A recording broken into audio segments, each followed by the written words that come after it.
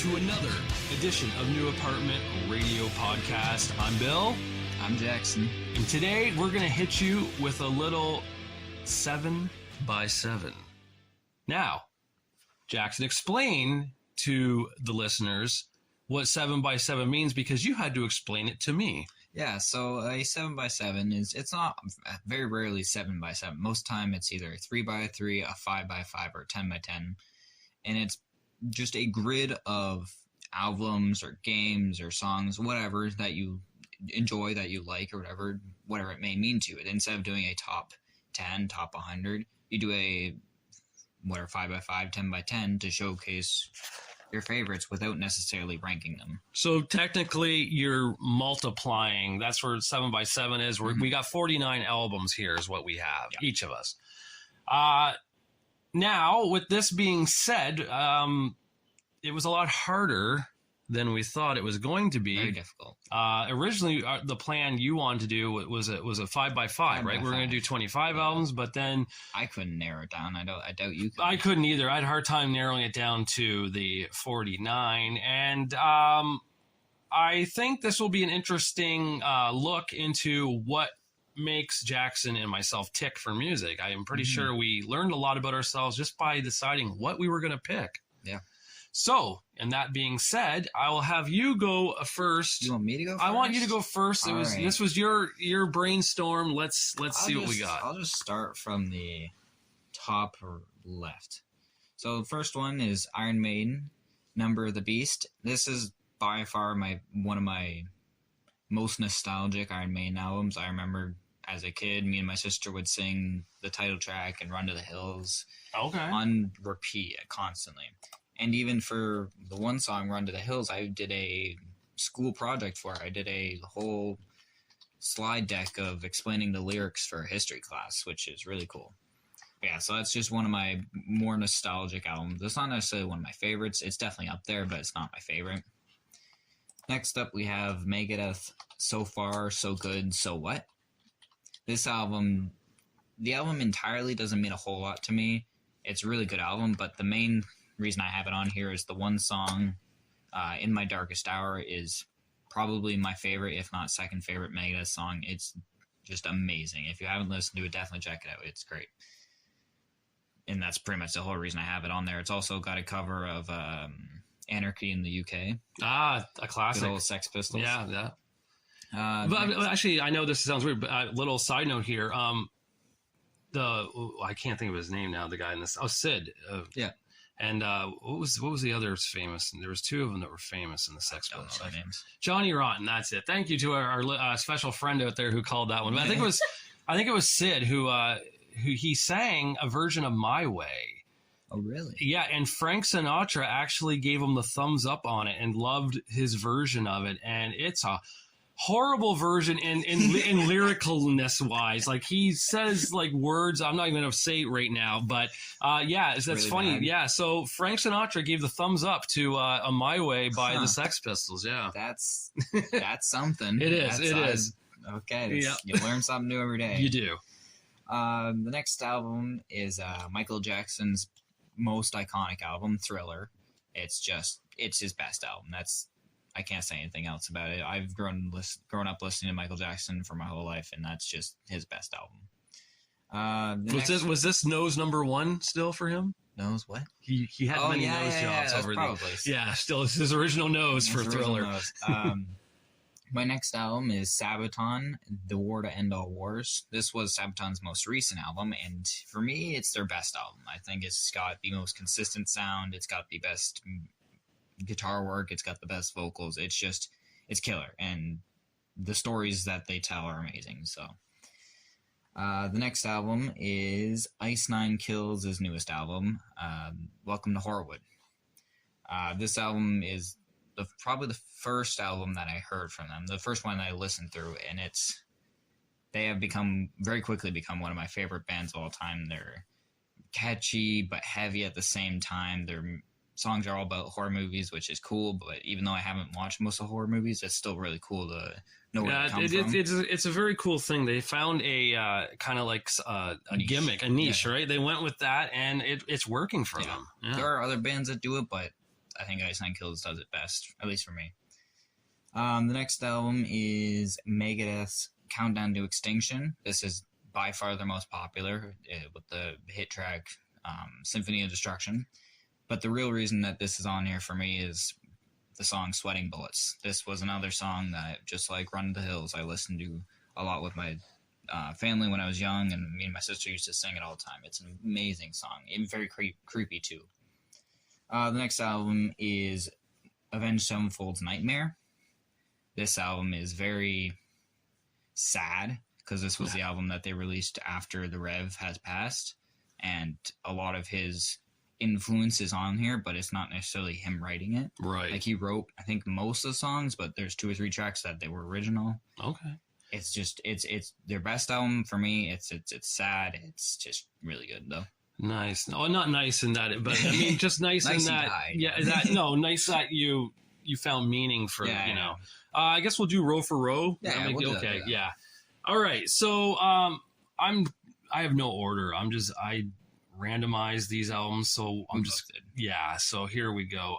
The first one though is 1,000 Foot Crutch Phenomenon, which is kind of unique in the sense that this band is very well, I mean, they're very Christian-y.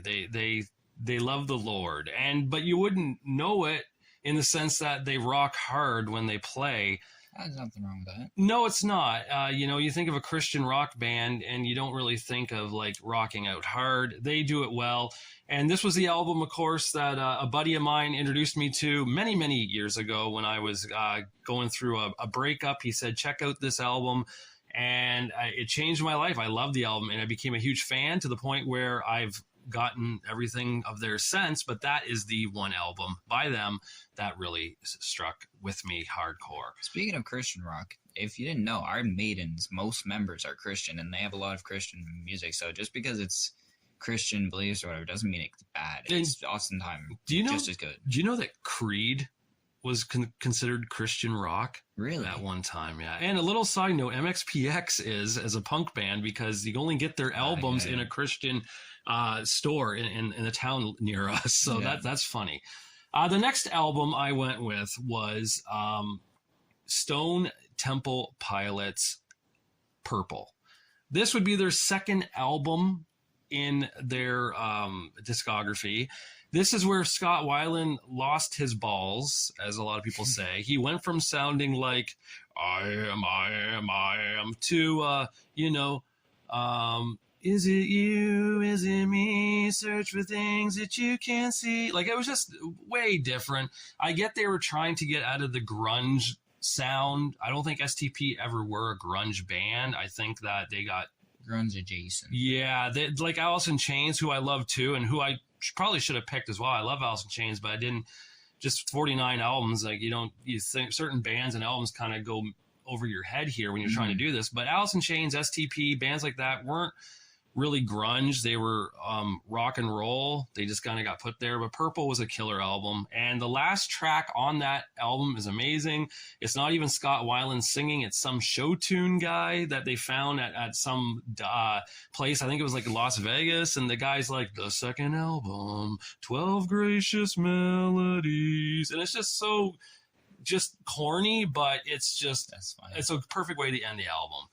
Next up, I got Pennywise, About Time. This is their third, well, technically fourth, if you want to count Wild Card, Word from the Wise. Most people don't, because it was like Pennywise's version of hair music, right? It sounded like, it was just horrible, like the hair rock or whatever, like Bon Jovi style. It wasn't good. About Time was their third album of the punk genre.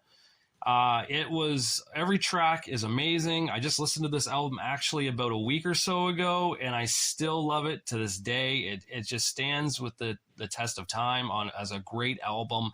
If you're going to listen to any Pennywise album, check out About Time. Next up, a kind of a nostalgic one for me from my high school days. It's Sponge with Rotting Pinata. Sponge, of course, known for their big hit Plowed, which was on the radio, still is on the radio. It's like it's always going to be on the radio. I swear that song.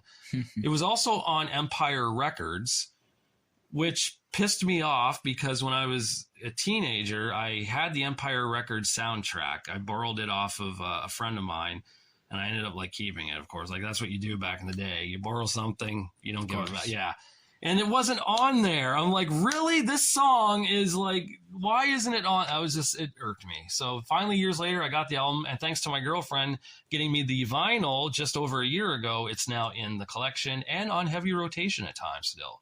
Next up, we got, yes, Kesha, ladies and gentlemen. Kesha has made the list here with Cannibal. And that album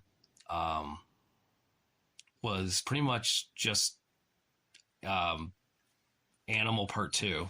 It really was. It was. Just more of the same. Yeah. Nothing really changed. It felt like a B-side. Like it didn't. Yeah. But still, I mean, it only came out like I think a year after. So it probably was. Yeah, it probably was. It only has like maybe 8 to 10 songs. Maybe it's not that many, but it's still a killer album. Oh, great. Our Lady Peace, Gravity comes in next. The only Our Lady Peace album I like from front to back. Produced by Bob Rock. That's why probably. He produced a lot of albums coming up that I'm going to be discussing. We'll get to that later, though. But yes, Our Lady Peace, Gravity, amazing. Also an amazing Canadian band who don't really get the roses they deserve for music in the 90s and early 2000s. And, of course, last on my first row is another Bob Rock. It's Metallica Reload, which is actually just Load Part 2 because it was supposed to be a double disc. Yeah. It did not happen. Reload, as some people say, is just Load B-sides. That'd be a very long double disc. Oh, it would be. It'd be like 3 hours. Yeah, like a lot of the fans say it's Load B-sides. I say that's a load of shit. It's not. It's a really good album. Good album. It is. It's a fun album. It's a long album, but it's a heavier than Load. I'll give it that.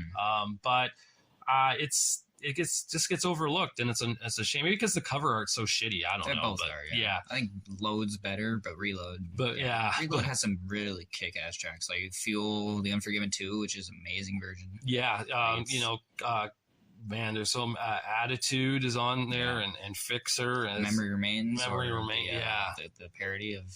Yes. Gay is James or whatever. James. Yeah, that was James is gay. James is gay. I don't think he'll like that. But that's my row 1 for my 49. So what do you have now for row 2? All right, my second row starts off with probably one of my more mainstream albums on here. It's Fall Out Boy's Save Rock and Roll.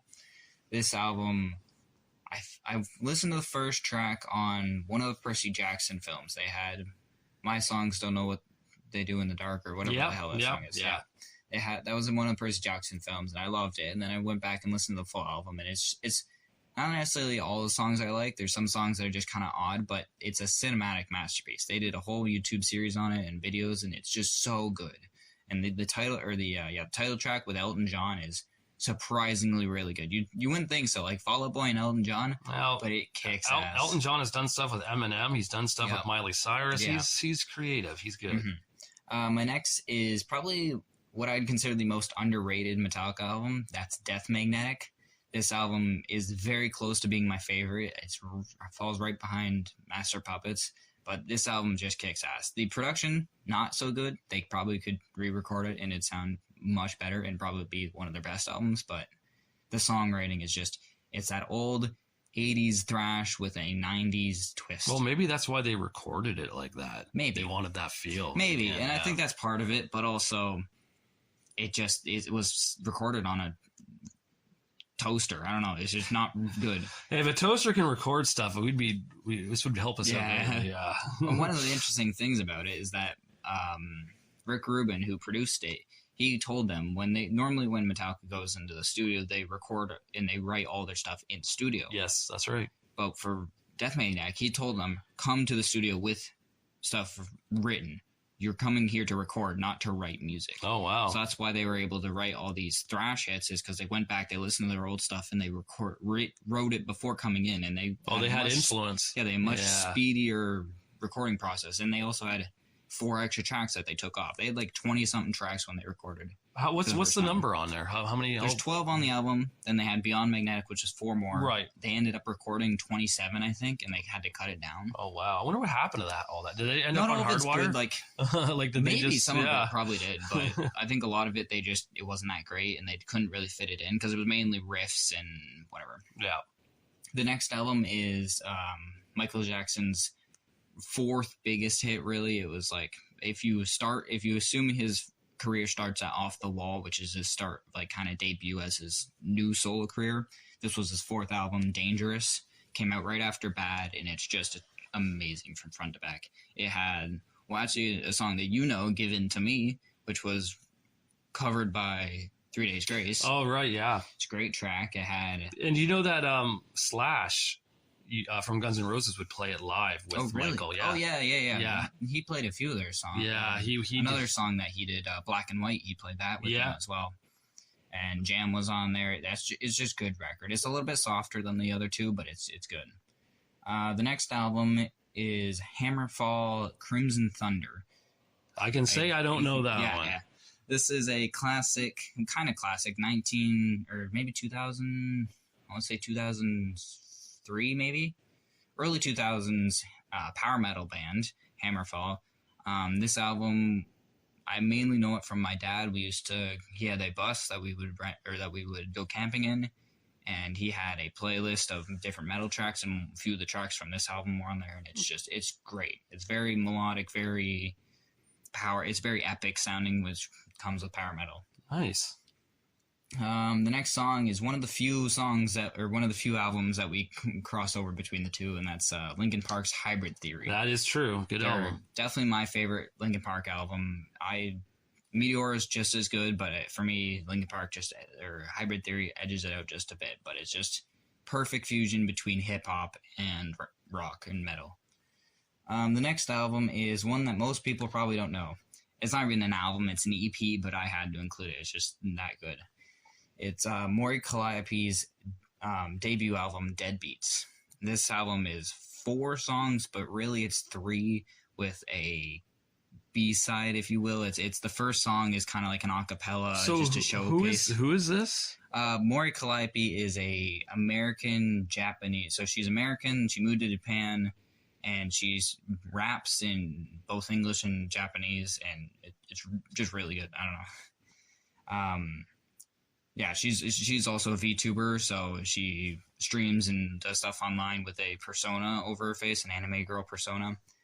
But yeah, this album is just the 3 songs that are great, and this was my first introduction to her, so I had to include it.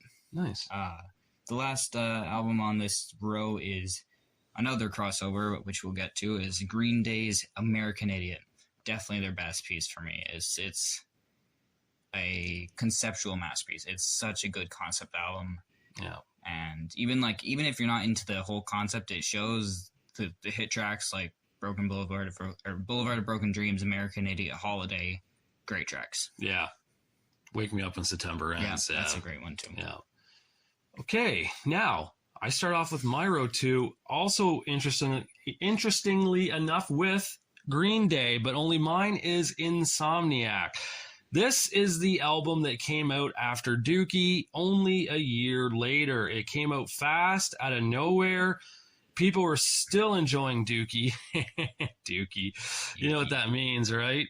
Dookie means shit. Yeah, it does. It does. So when I say it still this day, it's hilarious. A pile of shit. It is. Well, that's what Billy Joe said the album was. But Insomniac, though, is a really, really fun album in the sense that it's a little bit harder, a little bit there's raw. Songs it is, but there's a raw feel. Yeah, it's very raw. I did hear some guy, I'm not going to say his name, he said it was like the Green Day's attempt at grunge. I don't think it was. I think it was Green Day's attempt at just playing a little harder music again. Yeah. Like, Dookie was such a pop. It was mainstream. Yeah, it was. It wasn't necessarily pop, but it was definitely mainstream. It was pop punk. I mean, you can put it with Blink 182. True. Yeah. Stuff like that. So yeah. But yeah, Insomniac, amazing album. Walking Contradiction, the last song off the album, fantastic too, by the way. Next album I go with is this would be Deuce, 9 Lives. Now, Deuce, for those who don't know, is the former producer of Hollywood Undead. That's what Deuce is short form, the producer. He got kicked out of the band after Swan Songs and did his own solo stuff. This album here, 9 Lives, sounds like just B-sides from Swan Songs, but I love that Swan Songs album so much, I don't care. I just feel if this is a B-sides to it, good. Give me more of that. I'll take it. It's a fun album to listen to. It's hard a lot of times. He raps, he does metal, he does it all, and it's a shame he's not really doing music anymore, but he does have a second album, which I'll get to in a bit later. Next up is the Offspring Smash. Offspring Smash. What can I say about this? Well, that was pretty much Epitaph's way of saying, well, bye-bye, Offspring. You guys got famous. And that's what they did. Offspring got famous. They left Epitaph Records, did their own thing. Of course, they kind of sounded a little bit grungy on this album. Yeah. This is a grungy Offspring more than punk. More dirty, yeah. That was the style at the time in '94, so you can't really blame them on that. No. But great track, so Self-Esteem, yeah, Nitro, Youth Energy, all their hits, Keep Them Separated, that's a classic. But the funny thing is, Green Day and Offspring come out at the same time in '94. One is pop punk and went a different route. Offspring tried the grungy sound with it, but that would change as time went on for the Offspring. Yes. Velvet Revolver is my next album. And of course, Velvet Revolver is pretty much just Scott Weiland from Stone Temple Pilots with Guns N' Roses. And this album is called Contraband. And this album is amazing. From first track to last, I just listened to it again about, a few weeks ago. I put it on. It was an amazing album. It's fun. Of course, some of their songs, some slow songs there, like, I think, geez, I got a brain fart on it. Their slow song is right now, but it's the one where the music videos where it looks like he's ODing in the bathroom and they think he's on heroin again. But it's a really cool album. Like I said, a lot of hard songs on it, like Big Machine and Headspace, but there's I'm not too familiar with this album, but the one time I listened to it, I was very catchy. It's a good album. Next up is Crazy Town, The Gift of Game. Crazy Town, you people are probably thinking, Crazy Town, that name sounds familiar. It's because of their big hit, Butterfly. That's right. They sang Butterfly, Sugar Baby, whatever you want to say. That's it. They sang it. That was their claim to fame. And I say that unfortunately because the album is really good. People need to listen to the album. Revolving Door is a killer song. Lollipop Porn is a killer song. Yeah, sounds like a System of a Down song. I know, right? and they just have a lot of really, really good and on there.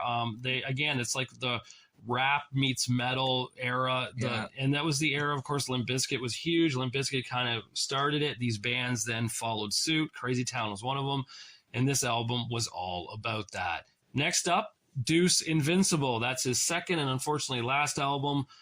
This was I think there was 16 to 20 songs on this album. It's freaking crazy long, but it's really good. He kind of gets away from the rap and the to a point. He does a lot of fast punk sound to it. It's just a really good album. There is rap on it though, but definitely not an album that's really popular by fans of Deuce or Hollywood Undead, but it's definitely an album worth checking out. And last but not least is Inner Party System. Who's Inner Party System? I don't really know. And I'm just being honest. They're just a band. They do incredible music. It's like techno, dance, rap.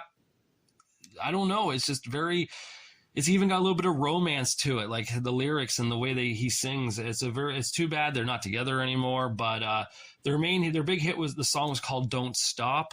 That was on the radio in 2008. So they did have radio play. But that was a killer album. It's just too bad the band doesn't exist anymore. They're very interesting style. Yeah, and and I think they would work better now. I think that style would probably kick in better now. 100%. Than in 2008. Especially with the rave club kind of crave going on. Yeah. For sure. So there's my row 2. All right, we'll start off my row 3 with Bullet for My Valentine's debut album, The Poison. This album is just it's classic metalcore. Like if you can think of the genre of metalcore, which is like your pop meets metal, this is quintessential metalcore. It's so good. It's catchy. It's angry. It's got that emo kind of underline to it, especially with Tears Don't Fall. Okay, It's so just, I got to ask you something. You said earlier on in our original podcast, the Episode introduction, 1, yeah. yes, episode 1, you talked about deathcore. Now, Yeah. what's metalcore? metalcore is, I think metalcore would be the first where they took metal. Like a lot of it came from an influence of thrash metal, so stuff like Metallica, as well as influences from Iron Maiden, whatnot. Early 2000 metal, and they infused it with poppy choruses and poppy hooks with clean singing, but they also had screams and some gutturals, and it's aggressive, but it's very catchy. Okay. That's the whole point. And this album is less on the catchy side. There's a few very catchy songs, but it's more angry, and it's metalcore is often confused with emo because they kind of are the same genre more or less, but some metalcore bands don't fit into the emo sphere, and then some emo bands aren't nowhere near metalcore. Okay.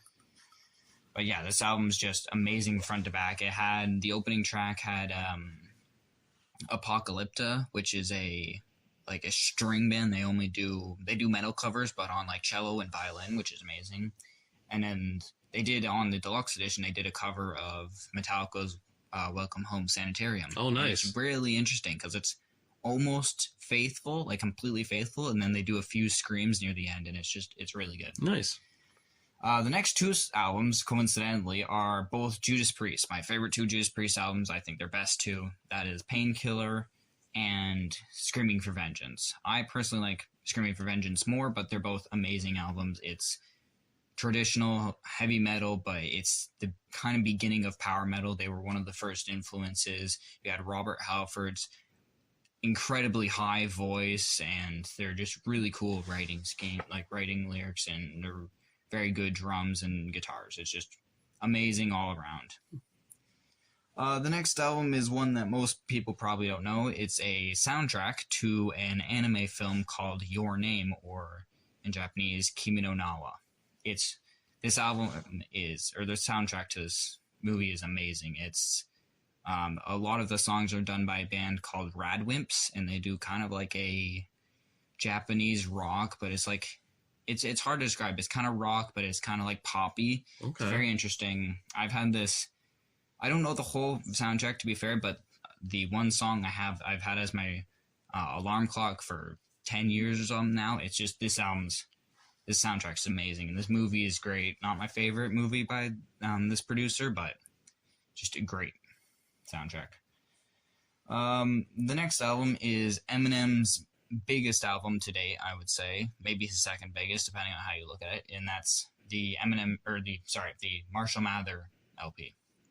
Great album. You got his second biggest hit, which was The Real Slim Shady. You had Stan, which is arguably the best, in my opinion, it's the best hip-hop song ever written.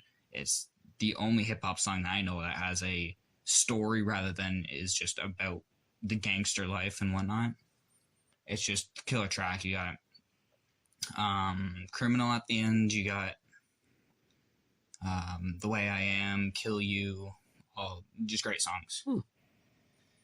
The next album I got is System of a Down's breakthrough album, and that being Toxicity. Toxicity. Great song.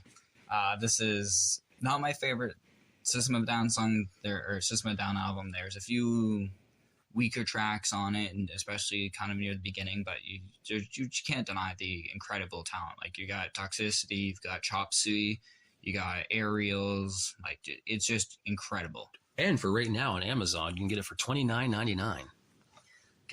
Canadian. The last album on this row is Avenged Sevenfold. Is the second Avenged Sevenfold's album on this, on my 7x7, and that's Stage. It's their first album that was started to be more progressive, I would say. It's very, very interesting, very retrospective. It's very weird, and there's some weird elements, and especially the last track, Exist. It's a masterpiece of musicianship. the lyrics are a bit odd. They had Neil deGrasse Tyson come on and just speak for like 4 minutes just cause. But it's credible album. There's some people that say that it's not very good. I don't know how they could say that. It's amazing. All right, then. That's not too shabby. Now, next up for me on row 3, I start off with Papa Roach. And no, it's not Infest, which everyone loved because of Last Resort. This is the Paramore Sessions. This is the album that has the song To Be Loved and, of course, Forever. That was their big hits off that one. And the whole album is really good. It's unfortunate that it's not on vinyl because I would love for it to be on vinyl. The closest I can get to it for being a vinyl release is Papa Roach has a greatest hits out on vinyl, and they have a few of the songs off this album on there, so I might just have to do that and for right now to get this on vinyl. But yeah, it's a very good album. They wrote this album in a haunted house, and was it Houdini Mansion or was that a different one? No, I don't know. I don't remember. I just know it was in a haunted house, and it was this, of course, was during Papa Roach's days where they were wearing black. They had, longer hair. There was almost like a gothic look they were going with at the time. Yeah. It was still a really good album. And the opposite of a gothic look would be Green Day Warning, which comes in next for me. Green Day Warning is a very, very different album for Green Day. It came out in the fall of 2000.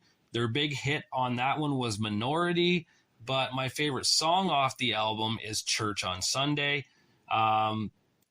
I remember one of the lyrics in that song was, "I'm not getting any younger as long as you don't get any older." I thought that was brilliantly done. I don't know why. It really spoke to me. I feel like Green Day at the time were trying to age gracefully at that album. I think because they knew punk was dead or dying. Warning didn't sound like a punk album at all. I think if any other band had written or sang that album, I think it would be talked about to this day, but because it was Green Day, it doesn't, because fans are like, well, we want Basket Case, and we want When I Come Around, and we want Time of Your Life, and well, can't always get that, right? That's just, bands change, try new things. That was a really good album, though. People need to check it out. Next up is Hollywood Undead American Tragedy. This is their second actual album, but technically their third, because of the album they released with live tracks and unreleased songs after Swan Songs.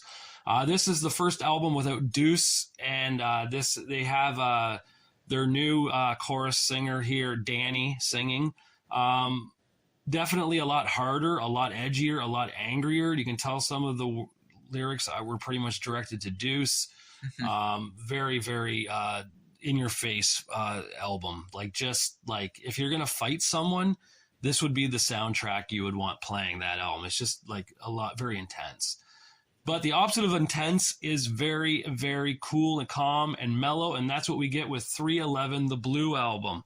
It's about being calm, right there, Nick Hexum. That's right. He even says it in his song, how in 1995 it was cocaine and Jim Beam. But now it's 95 and it's ginseng or whatever. He was talking about he's no longer doing the hardcore drugs. It's all about just happy, positive vibes. 311 Blue Album gives you that with the big hits down, all mixed up, and Don't Stay Home. Plus, a lot of other good songs like TMP Combo are on there, and Hive. Just a really fun album. And, of course, the album that most fans know because of Down and All Mixed Up. Coming in next is Stone Temple Pilots. Let me try that again. Coming in next is Stone Temple Pilots, number 4. Number 4. Why is it number 4? Yes, it's their fourth album, but no, it's number 4 because of what happened with their third album. And their third album was so bad, I didn't even put it on my list. I like it, but not enough to put it in my top 49. That would be the album that had Lady Pitcher Show on it and Big Bang Baby. It's a crash, crash, crash, that album, right? Well, the reason why their fourth album is number 4 is because when that album came out, called Tiny Music, from the, I think it's the Vatican Gift Shop is what it's called, it debuted at number 4, and all their other albums debuted at number 1. Huh. So Scott ended up doing some jail time after that because of heroin, fell in love with a show called Buffy the Vampire Slayer, fell in love with Sarah Michelle Gellar, who played Buffy. And if you watch the music video for Sour Girl, who plays Scott Weiland's girlfriend in the video? Sarah Michelle Gellar. She did the video for Scott, and he must have been in heaven for that. Mm-hmm. But still, a really, really good album. There's no Way Out is on this album. Church on Tuesday is on this album. Just a lot of good songs. And of course, their big hit was called Down as well on this, just like 311 had Down. SDP had one called Down. But yeah, a really, really good album. Next up, Rise Against Endgame. Yes, Rise Against, the punk band. This is their mainstream punk album, of course, the one that got a lot of radio play. The whole album from top to bottom is amazing. It's my favorite album they put out. It needs to be appreciated and listened to by everyone. That is my honest opinion. It's very well written. The lyrics to it are very heartfelt, I feel. They connect with me. There's a opening lyric to one of the songs that goes, I have my mother's dreams, I have my father's eyes. You can't take that away from me. Just go ahead and try. And man, that just spoke to me on a personal level for many reasons, but it's just very, very cool album, Rise Against Endgame. And last on my list on this row is a grunge band that only has two people in the band. That's Local H. The album is As Good as Dead.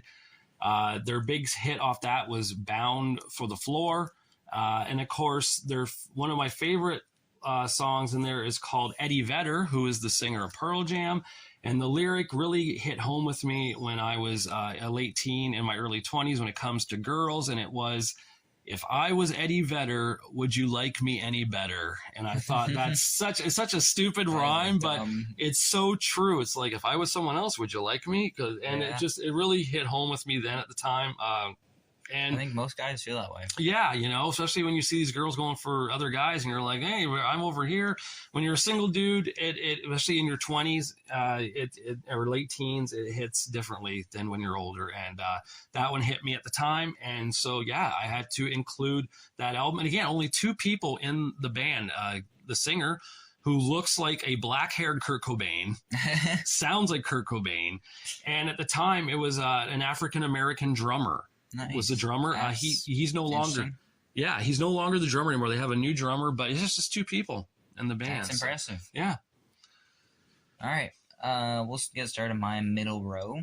The first album is another Japanese rapper, legally different than Mori Calliope, and that is Demon Dice and her album Alcatraz. This album is mostly concept. It's mostly about a group of people that were imprisoned on Alcatraz, but it's a jazzy hip hop record. There's a lot of trumpets, there's a lot of saxophone, there's a lot of brass instrumentals. You know what that sounds like? That's a punk.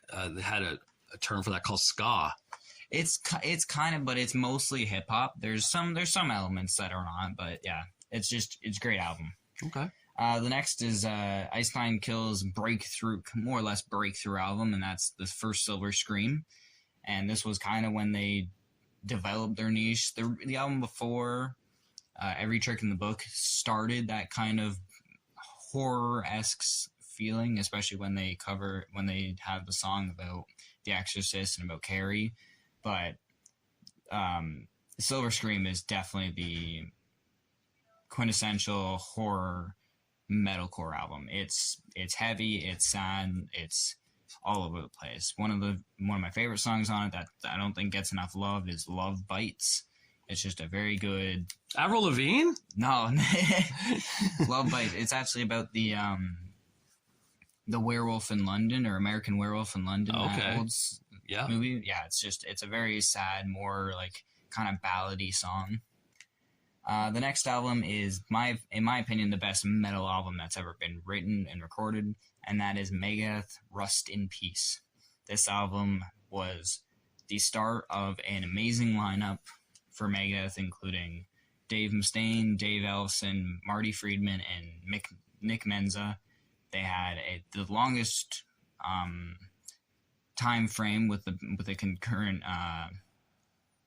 lineup Before Dave started firing people. Yeah, well, I mean, he did before this, anyways. No, okay. But this was their longest time and their most successful that they had. Just out of curiosity, do you think Dave fired a lot of the band members because he got fired from Metallica? Do you think he was just giving it back? I think that start, yeah. Yeah. That was definitely part of it. Okay. But yeah, this album's amazing. It's a thrash masterpiece. It's heavy. It's intense. It's metal to its core. The next album is probably the biggest or most popular nu metal album, maybe apart from Limp Bizkit, and that is Slipknot's Volume 3 Subliminal Verse or something, whatever it is. It's Volume 3.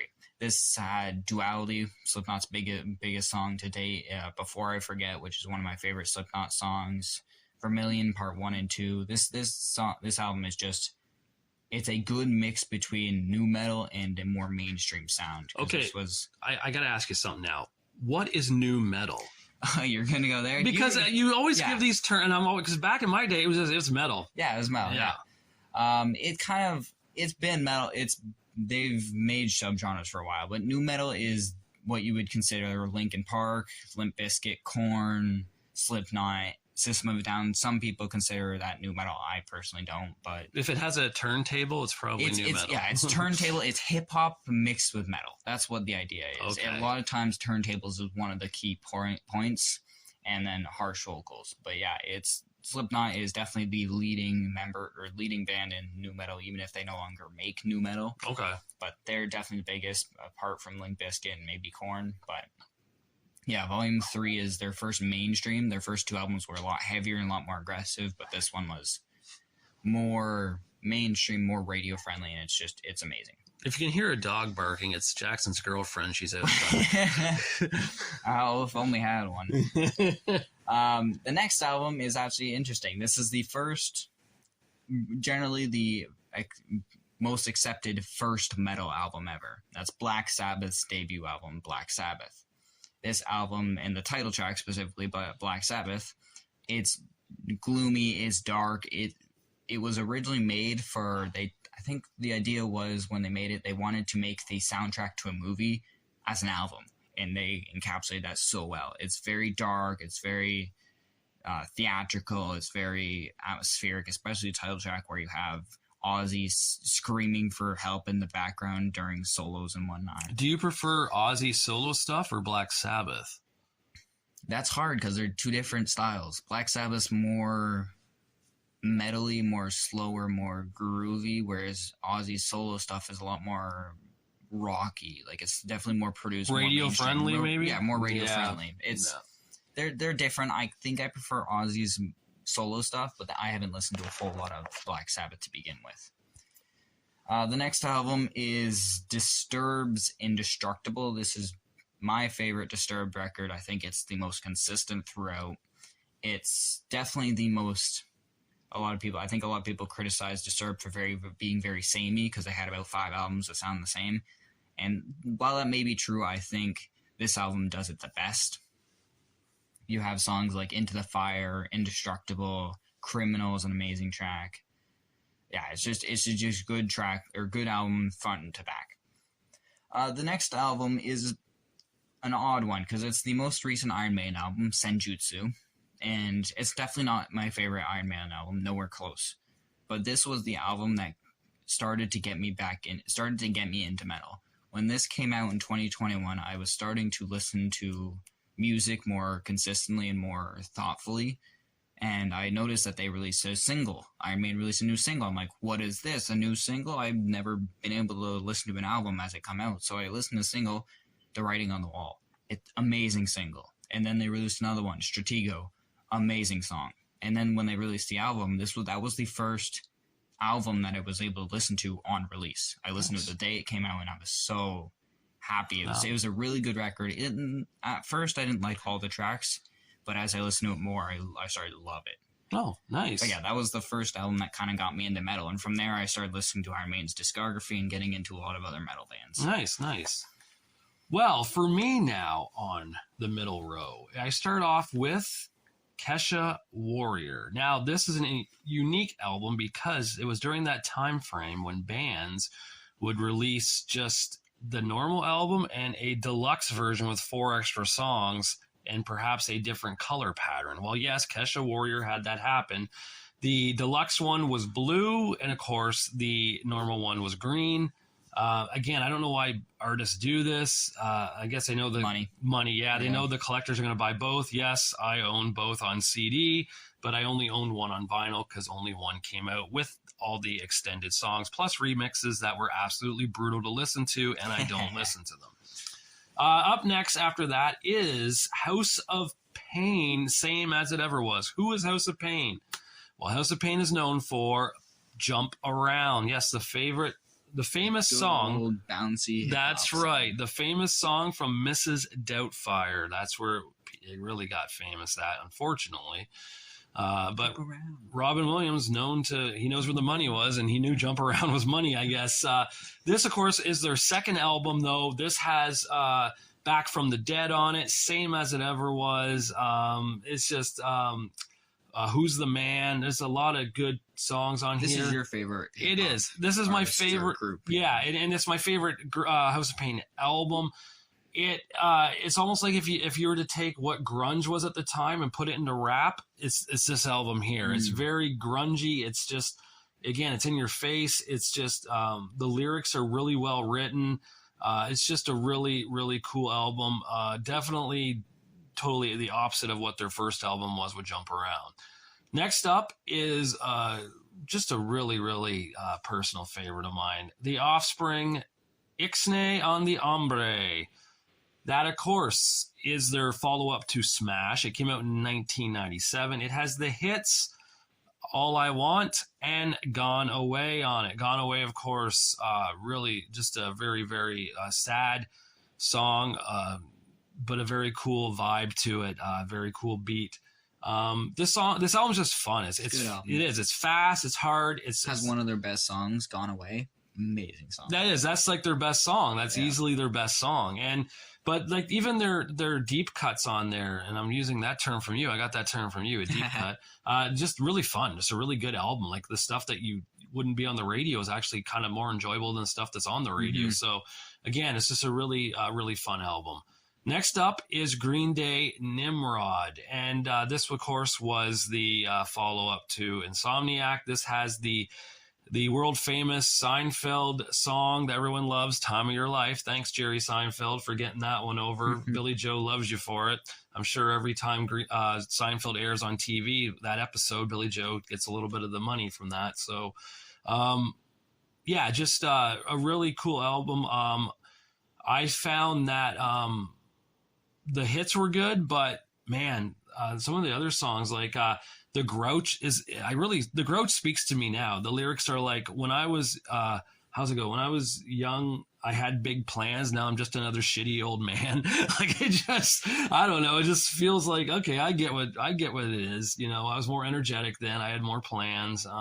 But just a really fun album. And I can just tell Billy Joe was just going through the motions then. And it was just really good though.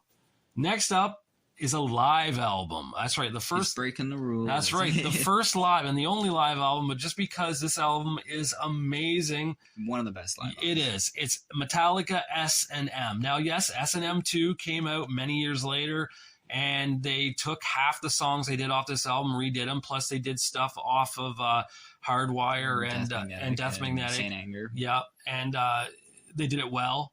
The only thing that I didn't like on the new one compared to the original was some of the songs that they took off were my favorite songs. Yeah. So it's like, I feel like they should have either done a completely new set list or agreed chosen better songs. Agreed. I mean, and like they did the Unforgiven 3 on the new one, but they could have did 1 and 2 and 3 in a melody. That would have been nice. Yeah, but they didn't do the first Unforgiven, I don't think, on the original. No, they didn't. So they just came out with 3, and it's a great version with the acapella, but it's just odd. Right. Totally. But the cool thing about S&M is when they do the Memory Remains and the audience does the part of that old lady who sings on the song. Yeah, so cool. Very cool. Definitely a fun album to check out, and expensive one at that too. Oh, very expensive. Next up for me is Hollywood Undead, Notes from the Underground. This is a really cool album. They kind of went away from their normal stuff and did use different instruments in this one, but it's really good. I think they had one radio hit off this one, and I can't even tell you the name of it right now because it doesn't matter. I just like the album. Just for me personally, it's just a really cool album, the stuff they're doing. It's, like I said, it's way different from what they were used to doing, but something worth checking out. And last on my list is, of course, Green Day, Dookie. That was their third album, because there's 1039 Smooth Out Slappy Hours and Kerplunk. This is their third. This was their famous one. I feel that they knew what they were doing on this album. Their goal was to be on the radio with this album, clearly. No matter what they say, they definitely wanted to. Of course, because I listened to Kerplunk. Kerplunk is good. I love Kerplunk. Production for Kerplunk, not the greatest. It's not, but and now I'm sounding like you with that, but it's true. Kerplunk doesn't have good production on it. If it sounded like Dookie, I do think it would sound better, or even just sound like just produced in an actual studio, not in someone's garage with eggshells around the garage, right? But yeah, Dookie is definitely a really, really good album. One to check out. It's definitely from my teenage years. And with that being said, we are going to hit you with part 2 in a brief moment. We are New Apartment Radio podcast. I'm Bill, joined with Jackson. And we are doing the top 7x7, giving you 49 albums